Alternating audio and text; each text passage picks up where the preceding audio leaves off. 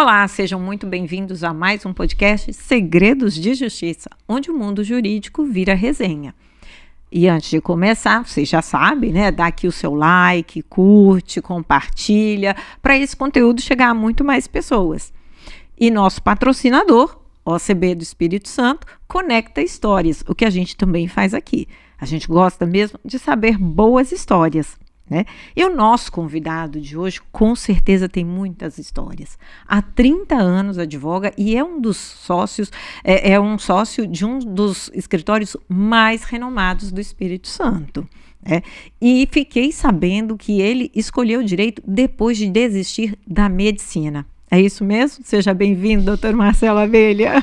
Tudo bem, Carla? Um prazer enorme estar aqui com você, participar desse podcast e de alguma forma partilhar um pouco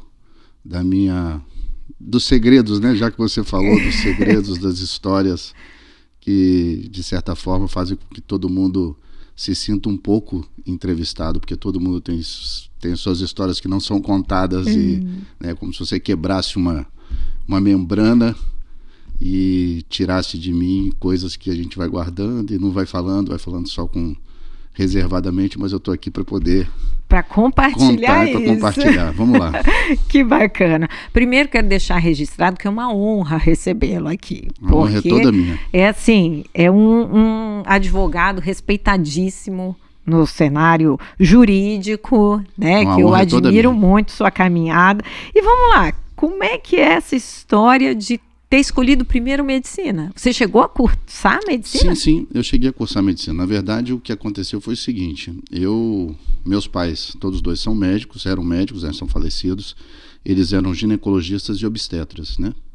E participavam de uma sociedade de uma maternidade. E naquela época, eu, assim, pensando no que seria mais fácil, você veja, eu tinha 16 anos quando eu fui fazer vestibular, então a gente é muito novo para poder decidir, né? Para poder decidir qualquer coisa, ainda mais o que vai ser quando crescer. E aí, eu me lembro até, fazendo um parênteses, uma vez eu respondi na escola, a professora acho que de primeiro ensino fundamental ainda perguntou o que eu queria ser quando crescer. E eu respondi que eu queria ser eu mesmo. Aí, olha! Escuta só, aí a professora chamou minha mãe na escola. Eu lembro disso, eu chego até vontade de rir. Aí chamou minha mãe na escola: eu acho que seu filho tem algum problema, porque todo mundo quer ser engenheiro, todo mundo quer ser isso. E ele falou que ele quer ser ele mesmo. Eu nunca vi alguém tão autoestima, tão alta. Aí ela falou assim: não, é porque eu vivo falando para ele. Eu falei: meu filho, você não deve mudar o seu jeito, continue sendo um menino educado, continue sendo um menino gentil e coisa e tal. Então, mas enfim, voltando, eles eram médicos e tinham essa maternidade. Eu pensei assim: fazer medicina, que é o curso mais difícil, né? Então, em tese, eu vou estar com a minha vida garantida, vai ser mais fácil o meu caminho. Sim. E eu já acompanhava assim a vida deles, né? A gente estava sempre em hospital, eu e meus irmãos sempre, porque mamãe fazia plantão e a gente ficava dentro do hospital o dia inteiro. Então, aquela vida de médicos, aquilo estava muito presente. Atendia todo dia paciente, mamãe falando com paciente, enfim. Sim. Então, eu achava aquilo que era uma coisa natural, já que eu não tinha gosto por alguma... Eu cheguei até a fazer, Carla, você está lembrando? Eu cheguei até a fazer um teste vocacional. E agora, sabe o que deu o teste vocacional? Jornalismo. Jornalismo? Deu o teste de jornalismo. E aí... Nem eu me lembrava. E você nem cogitou jornalismo? Nem cogitei. Achava uma coisa assim muito distante. Uhum. E aí fiz a medicina, comecei a cursar medicina, mas eu comecei a achar que, na verdade, assim, comecei a fazer instrumentação cirúrgica com o papai, enfim, ganhava o meu dinheirinho ali com isso, né? Uhum. Acompanhava cirurgias até para aprender, coisa e tal, mas teve uma cirurgia em especial que me marcou negativamente. Eu achei a cirurgia de cesárea, especialmente de uma mulher que estava com uma cesárea assim mais complicada, aquilo eu achei muito violento, o ato cirúrgico, né? Uhum. E eu fiquei assim, nessa hora, engraçado, nessa hora eu terminou a cirurgia, coisa e tal, tudo bem, pererê, graças a Deus não aconteceu nada demais. Mas eu fiquei lá em casa pensando assim, poxa, eu não gostei. Eu vi que eu não gostei. Eu achei uma coisa assim, eu achei o sofrimento, a ansiedade de tirar o neném, não tinha sido uma cirurgia tranquila, assim, a gravidez era uma gravidez preocupante, aquilo não me fez bem. E aí eu pensei assim comigo, bom, eu tenho que terminar as matérias, pelo menos, porque senão vão dizer que eu desisti porque eu não aguentei medicina, porque tem que estudar muito. Aí eu passei em tudo, né? E aí, ao final, então, do primeiro ano e comecinho do segundo ano, eu resolvi fazer um novo vestibular. Aí fiz o vestibular para Direito, usei a carteirinha do meu irmão, do cursinho, e que o meu irmão é muito parecido comigo, meu irmão mais velho. E aí acabei fazendo e fui aprovado e comecei a cursar o curso de Direito. Então essa foi a... Mas por exemplo, já tentei também, fiz também e larguei filosofia, mas essa era por uma razão muito pessoal, de aquelas perguntas que você tem de para onde eu vou, o que eu estou fazendo aqui, enfim, Deus existe, fé. Mas isso antes do Direito? Não, isso depois. Já tem pouco tempo até. Tá. Tem pouco tempo. Aí eu desisti. Eu acho que todo mundo passa por um período, né, de questionamentos. Esses questionamentos, na verdade, eu acho que eles nunca deixam de existir. Sim. Só que eu queria uma base teórica maior e melhor para poder entender esses questionamentos. Mas, assim, logo que eu comecei a fazer metafísica, os livros eram tão grandes e eu tinha que realmente filosofar. E eu falei assim, eu não posso fazer um curso para me livrar. Aí eu tranquei, falei assim, bom, vou esperar minha vida se tornar um pouquinho mais calma, e é o que eu vou fazer. E assim que ela ficar um pouquinho mais calma, eu vou me dedicar mais ao estudo da filosofia. E você acha que ela vai ficar mais calma? Acho que sim, ela tem ficado, assim, do que era para hoje. Eu diminui muito o meu ritmo, principalmente o ritmo de viagem. Eu viajava praticamente toda semana para dar aula fora, palestra, e eu passei a fazer uma opção de realmente diminuir, e com a possibilidade de fazer isso online, isso melhorou muito. Sem dúvida. Essa aceleração aí durante o ano de 2020, 2021, auxiliou bastante nesse ponto, né? E como é que foi na faculdade, né? Tem boas lembranças? Como é que chegou a fazer estágio? Como é que foi essa... A faculdade foi assim, eu fiz a faculdade em tempo recorde. Por quê? Porque naquela época permitia-se você fazer matérias em conflito com outras matérias. Né? Não, você pegava 2 matérias no mesmo horário, porque o professor não ia, então você fazia do que ia. Olha só! Então, eu e meu sócio fizemos muito, a gente conseguiu fazer o curso num período normalmente menor do que o que hoje é. Hoje é obrigatório seguir uma periodização, mas antes a gente pegava 9, 10 matérias por semestre. Mas foi uma faculdade maravilhosa, enfim, grandes amigos a gente fez. O meu sócio-irmão, que é o Flávio, a gente se conheceu na faculdade. Então, primeiro dia de aula, desde então a gente está junto. E foi uma faculdade assim maravilhosa, assim. Eu sempre fui muito bom aluno, isso não por causa do direito, mas mesmo em ensino fundamental, eu sempre fui muito assim, eu gosto de estudar. Eu realmente gosto de estudar. As pessoas falam assim: você gosta... Tem gente que gosta de surfar, tem gente que gosta de, sei lá, eu gosto de ler, eu gosto de estudar, é uma coisa que realmente me encanta, vamos dizer assim. Eu pegar um livro e descobrir uma vertente, uma visão diferente, isso me empolga, sabe? Então, assim, eu realmente é uma coisa que me fascina. Então, a pessoa me vê assim, nossa, ele está tendo que estudar e coisa e tal. Então, você pode ter certeza que eu estou feliz no que eu estou fazendo. Então, eu sempre fui muito bom aluno, meus pais nunca precisaram me mandar estudar. Então, acho que fiz um bom curso, né, por conta disso. E depois acabei indo para São Paulo, fazendo mestrado, fazendo doutorado. Concluí meu pós-doutorado há pouco tempo, em Portugal. Mas assim, não parei de estudar e continuo estudando. Todos os dias eu estudo e muito. Então, mas veja, não só porque dou aula, mas porque eu gosto. Eu realmente gosto de estudar. As pessoas ficam, mas como? Eu gosto. Minha esposa sabe disso. Minha esposa vê e fala assim, não, deixa que ele tá bem.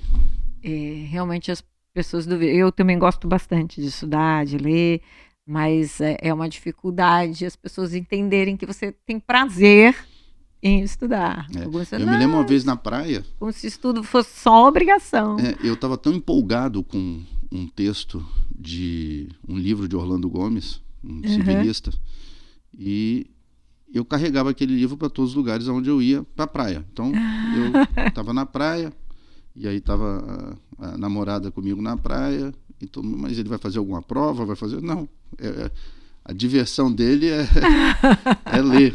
Porque eu não conseguia, para mim era como se fosse um romance. Eu estava lendo uma coisa que eu queria saber aonde o cara ia chegar com aquilo. Entendi. Então, assim, e vejo que meu filho é exatamente assim, até pior do que eu. Nossa! O Guilherme, foi meu aluno na UFES, né? É meu aluno agora na Vai UFES. seguir. Vai, com certeza vai se formar agora, no final de 2023.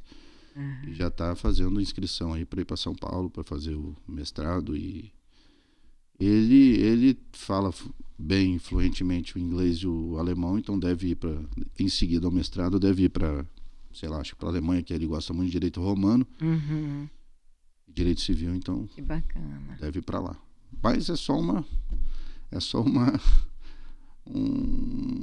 um achismo meu, né? Sim, ele faz o que ele achar que ele deve fazer, mas é pelo que eu tô lendo, pelo que eu tô vendo. Até conversei com ele essa semana e ele me disse isso. Mas enfim. Que legal, bacana. E quantas obras você já escreveu? 27. 27 São livros. 27 filhos, né? São 27 livros jurídicos e um livro não jurídico. Eu tenho já uma série de crônicas já reservada para o segundo, não jurídico, mas são 27 livros jurídicos, é muita coisa realmente.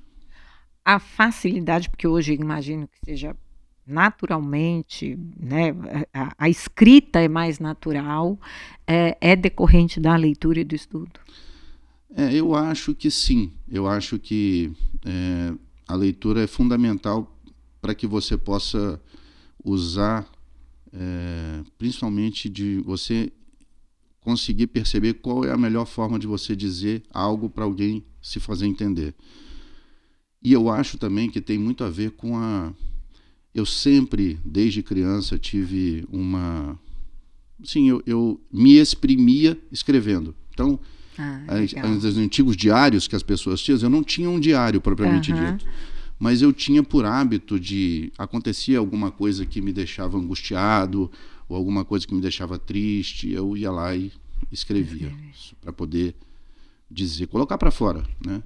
E aí escrevia, assim, aleatoriamente. Então, eu acho que, de alguma forma, isso pode ter contribuído para essa... Pelo menos para que eu acreditar que eu pudesse exprimir melhor com palavras, às vezes, os meus próprios sentimentos. E aí passou a ser uma coisa comum. Agora, é curioso você me perguntar isso, como é que surgiu basicamente a história de livro? Eu dava aula na PUC de São Paulo, eu passei num concurso para dar aula lá, na época do mestrado, terminado o mestrado, e aí assumi a cadeira de processo e uma cadeira de ambiental na PUC. Muito bem, isso em 96, por aí. E aí, o professor Nelson Neri Júnior, que é um famoso professor no Brasil, né, e renomadíssimo, eu cuidava, de certa forma, da agenda dele. É mesmo? Da agenda dele. Eu trabalhava com ele, trabalhava para ele, enfim, eu cuidava dos cursos que ele tinha que dar no final de semana de pós-graduação pelo Brasil. E não raramente ele surgiu um compromisso e ele não poderia ir. Então ele passou como eu já ia também para esses cursos, ele passou a me convocar para substituí-lo em determinados cursos. Então, já preocupado com eu ter que substituí-lo, e aquele negócio, você chega no lugar e você está esperando o Abrastemp, vem uma Consul. eu já me preocupava em fazer uma aula muito bem feita para aquela aula que eu iria dar supostamente por ele. Aí eu comecei a fazer isso com todos os finais de semana que em tese ele daria aula. Uhum.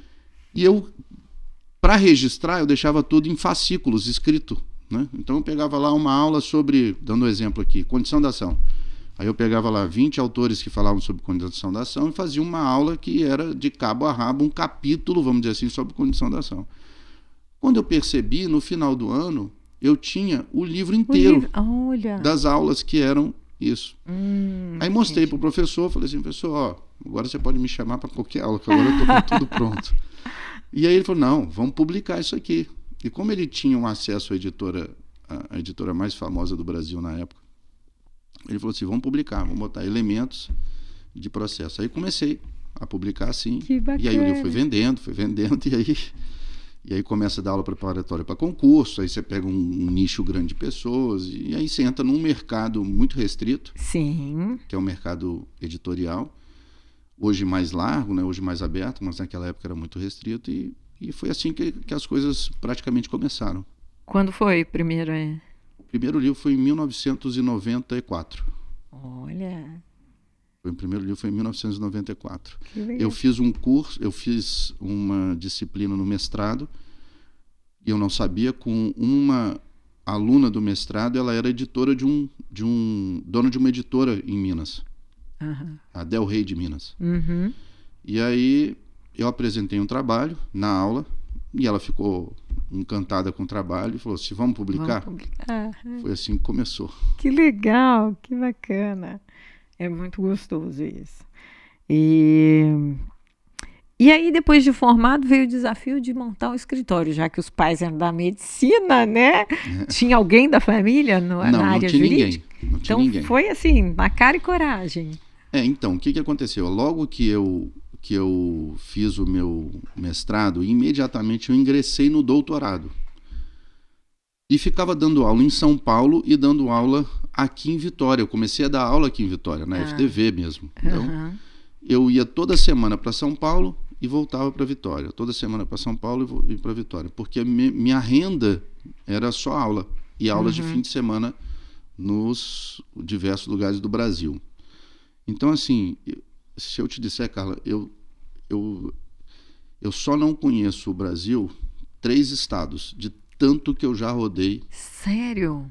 Tanto que eu já rodei por causa de processo civil e direito ambiental. Então, eu dei muita aula, mas dei muita aula. Você não faz ideia, tanta aula que eu já dei de tanto lugar, de tanta gente, de lugares que eu já fui, que você não acredita onde eu já fui. Já fui na fronteira do Brasil com a Bolívia para poder dar aula.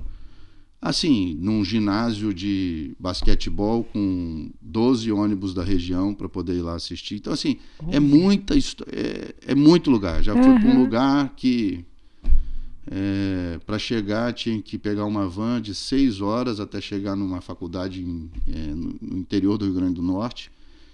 E quando cheguei lá, o hotel era simplesmente deslumbrante. Um hotel que era termas dentro do hotel, um hotel cheio de águas, piscinas quentes. E aí eu comecei até a ficar lá para poder... Eu não queria sair daquela água quentinha. Terminou a palestra, voltei para lá. Mas assim, é um lugar que eu nem que imaginava que eu ia dar aula, de longe, e encontrar um lugar... Tão lindo. Tão lindo, tão bom de ficar, enfim... A minha vida, eu já percorri muitos lugares Não, mesmo. Eu estou vendo que a gente vai precisar talvez de uns 3 programas para você contar. Olha, teve um lugar que eu fui que até hoje eu não esqueço, que era no Rio Grande do Sul, e ele, acho que em Santa Maria o nome, e ele tinha do aeroporto de Salgado Filho, se eu não me engano, que é o aeroporto de Porto Alegre, pegava um avião. E esse avião veio voando baixo, assim, ele é um teco-teco de 4 lugares, 5 lugares, para a gente chegar na cidade onde eu ia dar aula. E eu me lembro, assim, da cena de passando nos campos de trigo, às 3h30, 4 horas da tarde, eu falei assim, olha, eu não sei se eu estou morrendo, mas se eu morrer, eu acho que essa vai ser a visão mais linda que eu já vi de dentro de um avião, porque o avião sobrevoava, assim, muito mais baixo do que o normal.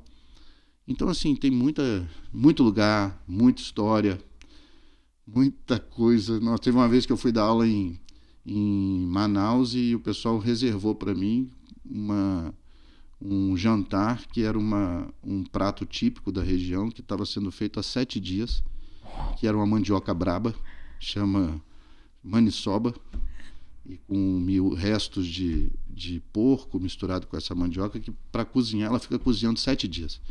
E como eu sou todo apavorado com o negócio de passar mal, quando falou assim, nós preparamos para você, eu falei assim, nossa senhora, e agora? O que eu vou fazer? Aí eu falei assim, olha, não estou passando bem, estou tomando antibiótico, vou comi um hambúrguer no quarto, mas... Então, assim, tem muita história, aconteceu muita coisa. Aconteceu uma vez um negócio super interessante. Eu fui dar uma aula no Pará e peguei um avião, cheguei no Pará e normalmente as pessoas têm uma placazinha com indicativo do seu nome para poder te levar. Uhum. E essa placa tinha o meu nome e tinha uma pessoa também dessa mesma agência com uma placa de um conjunto musical. Se eu não me engano, era um conjunto de pagode. Agora eu não me lembro, acho que era Catinguelê. Uhum. E nós fomos, então, dentro da mesma van, o Catinguelê e eu, porque íamos para o mesmo hotel.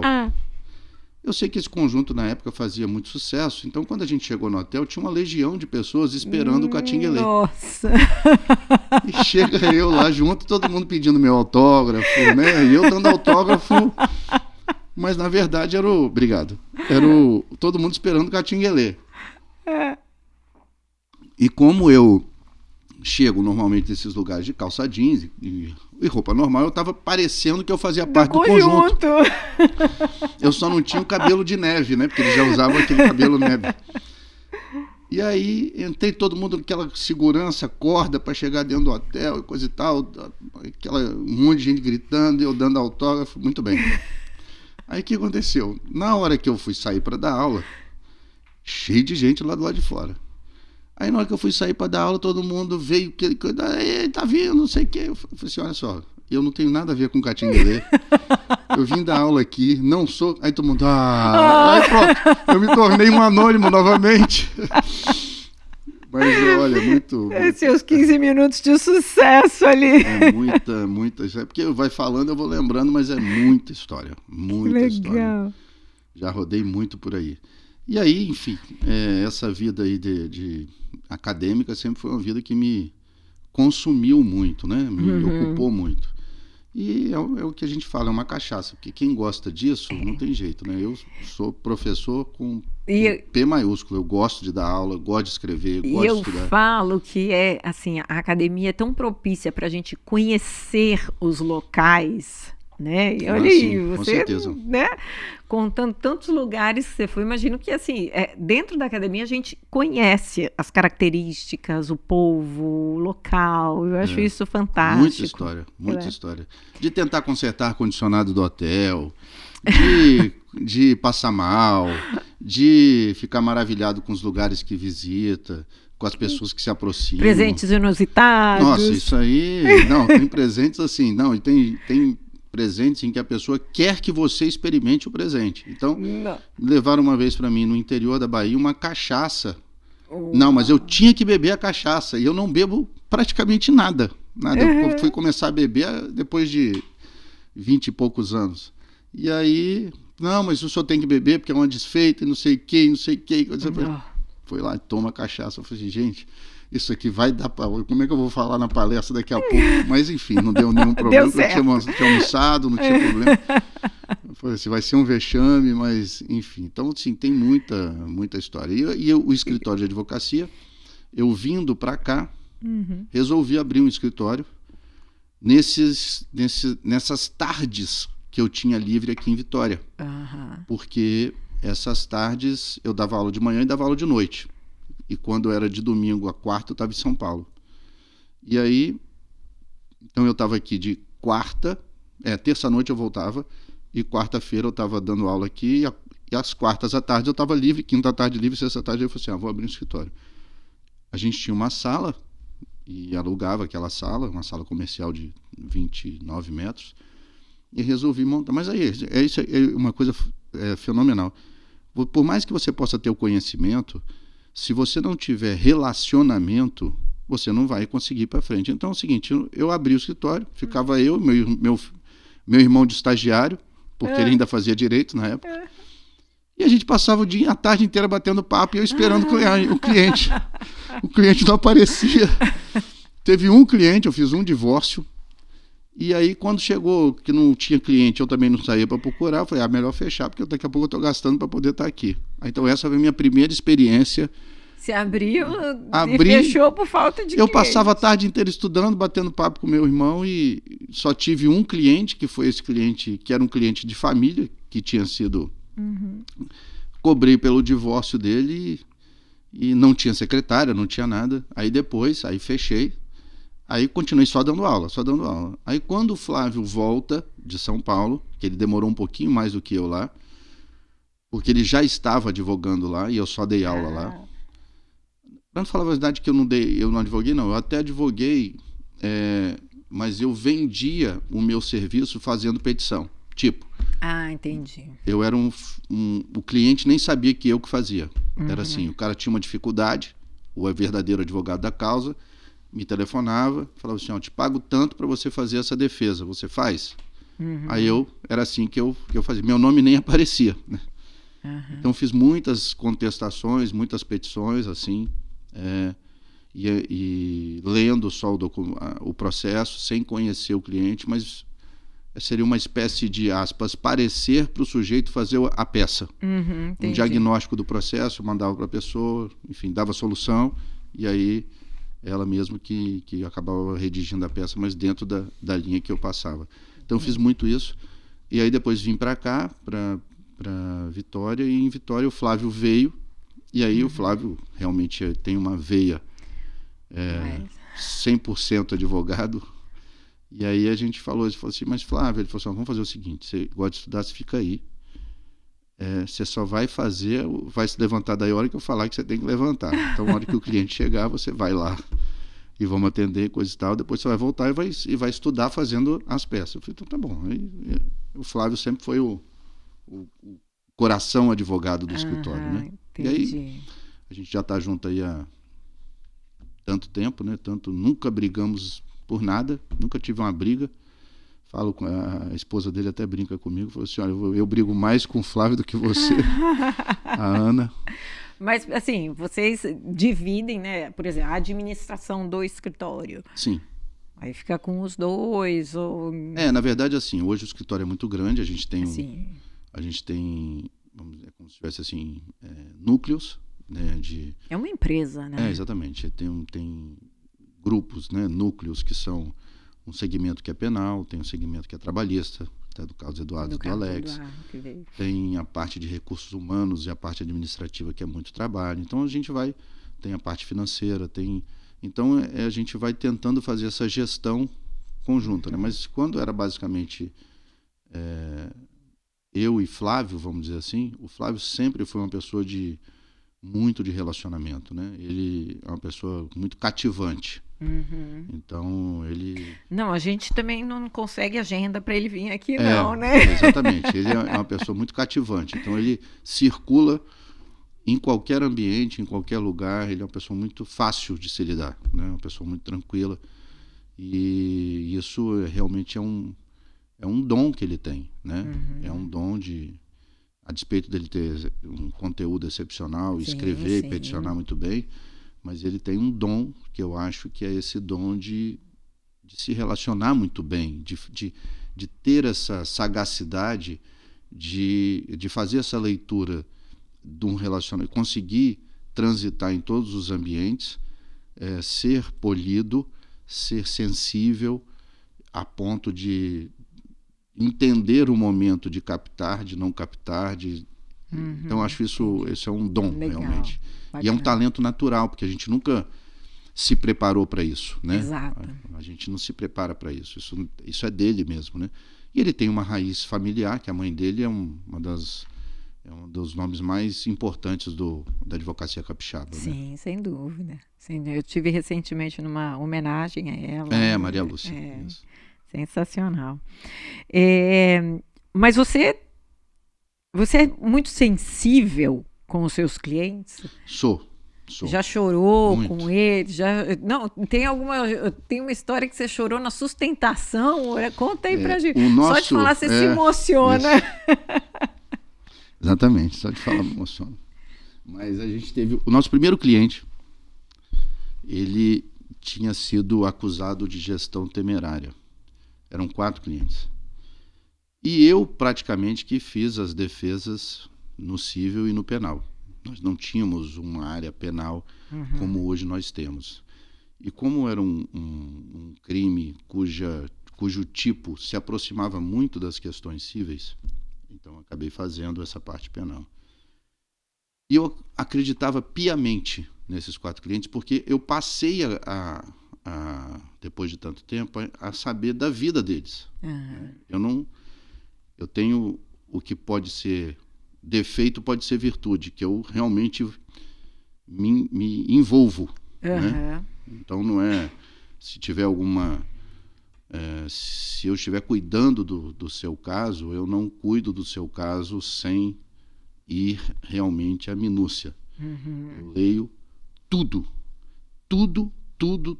que você pode imaginar, eu leio. Até se tiver uma página de jornal no processo, eu vou ler a data da página, vou ler tudo, vou ver quem escreveu, vou ver. Minucioso. Sou bem criterioso com isso. E eu acreditei nesses clientes. E essa crença, ela se tornou só fortalecida ao longo do tempo. Porque eu vi que eram clientes que não tinham praticado nenhum tipo de roubo, nada disso, eram pessoas simples. E eles foram condenados. Primeiro eles foram execrados por conta da notícia midiática, e depois de execrados você não consegue mais desfazer a mancha que fica, a imagem que ficou na época para eles. Eles não tiveram nem espaço para desfazer, tempo para desfazer, porque quem lê uma notícia hoje não vai ler a notícia daqui a 15 anos, ou não vai ter a dimensão daquilo que se deu naquele momento, né? No momento da vida da pessoa, né? A vida que está com o neném, com o filho, Então, assim, eu vivenciei muito isso. E eles foram condenados e a gente conseguiu virar essa condenação. De forma maravilhosa, né? Foi. E aí, isso que eu fiz agora aqui, terminada a sustentação, eu chorei.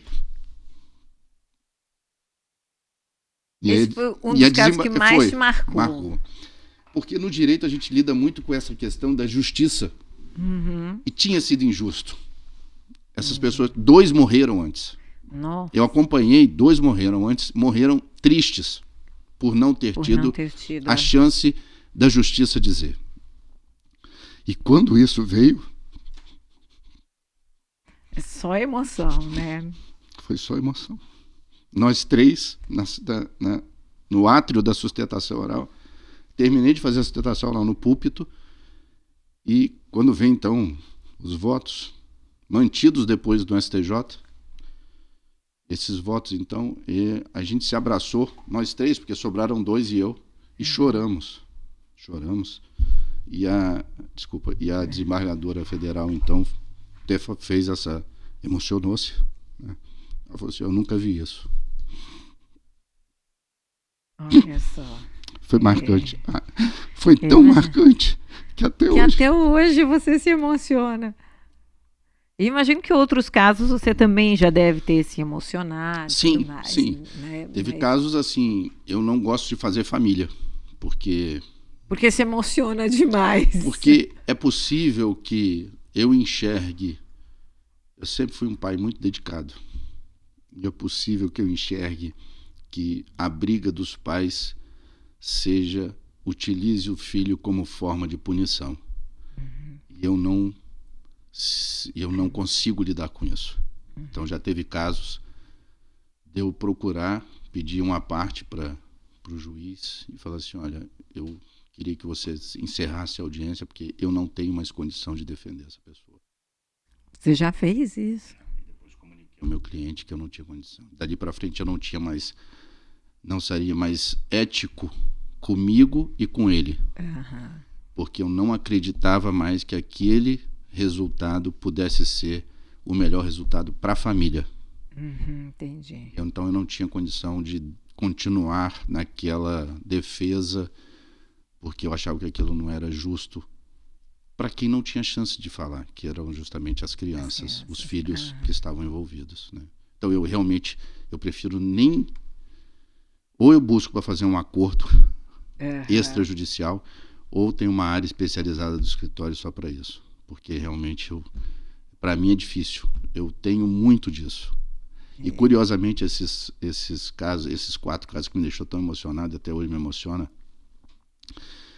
eles foram os primeiros clientes do escritório. Os primeiros. E quando eu ouvi a história deles, o escritório era muito pequeno, tinha 29 metros, e eu falei assim, na verdade os diretores dessa instituição bancária eram 7 ou 8, e eu pedi para ouvi-los separadamente, para que eu pudesse ouvir a narrativa e confrontar a narrativa para saber em quem que eu acreditava. Você vê que eu sou chato. E aí eu ouvi a narrativa, curiosamente eu fui e falei, esses 4 aqui eu acredito. E era a narrativa justamente dos mais pobres, que não tinham mais dificuldade para pagar. Não que os outros tivessem errado, mas eu tive essa empatia. E aí eu me lembro do Flávio, mas a tese é a mesma. Não vai mudar nada. Eu falei assim, não, mas vai mudar, Flávio, vai mudar. É a minha crença e coisa e tal. Então acabamos defendendo só esses 4. Só os 4, os demais vocês não? Eu nem sei, na verdade, o que aconteceu depois com os outros, porque foram outros processos. Sim. Mas esses 4 que estavam num processo específico, eu acabei defendendo eles. Então, assim, eu passei a me envolver muito com a história de vida deles. Até para que eu pudesse ter certeza de que aquilo que eu estava acreditando confirmava, entendeu? Confirmaria aquilo que eu acreditava. Então, assim, é bem... Eu tenho essa... que pode ser um defeito ou virtude, dependendo da situação. Mas eu acho que a gente não pode esquecer dos valores na hora de... Sim, com certeza. De escolher também o cliente. Não é só o cliente que nos escolhe, né? Sim.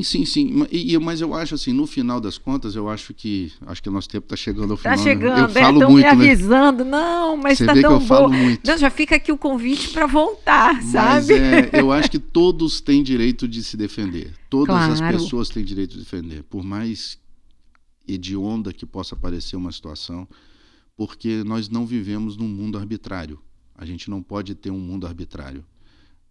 Um Estado democrático, um mundo civilizatório pressupõe, por mais absurda que possa parecer a situação, pressupõe um Estado de direito. As pessoas têm que ter um processo, têm o direito de falar, têm o direito de não falar. Isso é importante, porque senão a gente volta para a barbárie. Então, assim, é claro que fazer a opção de defender ou de não defender é sempre muito bom ter essa possibilidade, né? Mas há pessoas que talvez não tenham essa talvez pelo início da carreira, enfim. Então, e eu acho, sabe, Carla, que a justiça em geral, os juízes em geral, os promotores em geral respeitam muito isso. Você pode estar defendendo o caso mais midiático, absurdo que possa parecer, o magistrado e o promotor percebem que você está atuando com respeito, com seriedade, e respeitam isso. Isso é uma coisa muito legal. Isso é bem bacana mesmo. Isso é bem bacana. A gente chegou aqui, então, no momento da entrevista, eu vou fazer um bate-pronto. Eu falo e você responde. Alvará é? Alvará é liberdade. Nunca diga para um advogado. Não é possível. Justiça é?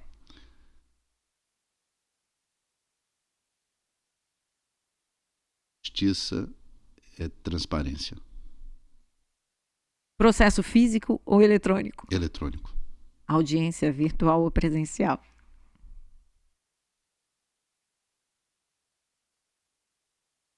Preferencialmente presencial.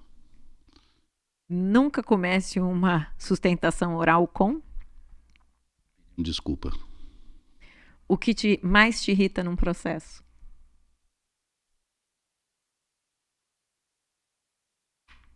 que mais me irrita num processo?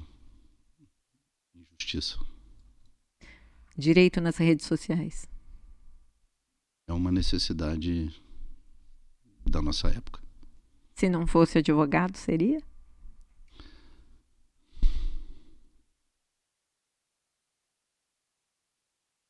Jardineiro. Jardineiro?